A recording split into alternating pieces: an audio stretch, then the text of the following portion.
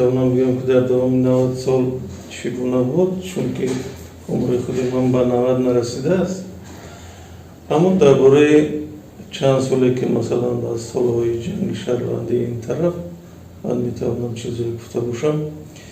و باید اول قبل از آن قید کنیم که گازیتا یا خود روزنامه اختراعات بسیار مهمی بشری هستند که مردم رو با اطلاعات و با فرهنگ، با رسم و عنعنه و عرف و عادت‌های این یا آن محل شناس میکنند.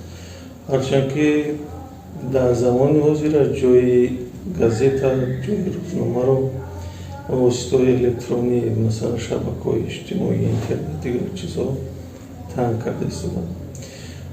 و وقتی که روزنامه میگوییم البته مورد نظر ما با نشریه‌هایی هستند که باید حداقل در یک هفته 3 مرتبه چاپ شوند، حالا که اگر به معنای اصلیش بگیریم باید هر روز چاپ شوند. در همین راستا روزنامه ختنان پیشقدم‌تر است نسبت دیگر روزنامه‌ها.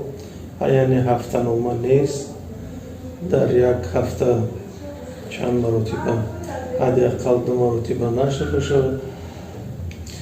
و باید این را قید کنیم که خیلی پیشرفت‌ها دیده می شود. مثلا در شبکه‌های اجتماعی نیز جایگاه خودش را دارد و نه تنها این باز تصویرهای ویدیویی نیز میگذارند در شبکه‌ها و از این جهت میشود گفت که کاری آنها نسبتاً به دیگر روزنامه نگارها پیشتر است. و البته در این سهم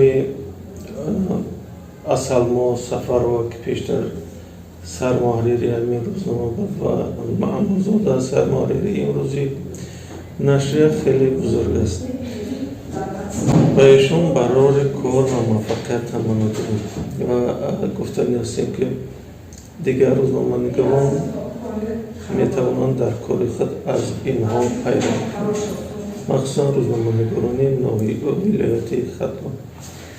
یکی از اقدام‌های بسیار نجیب کارمندان همین روزنامه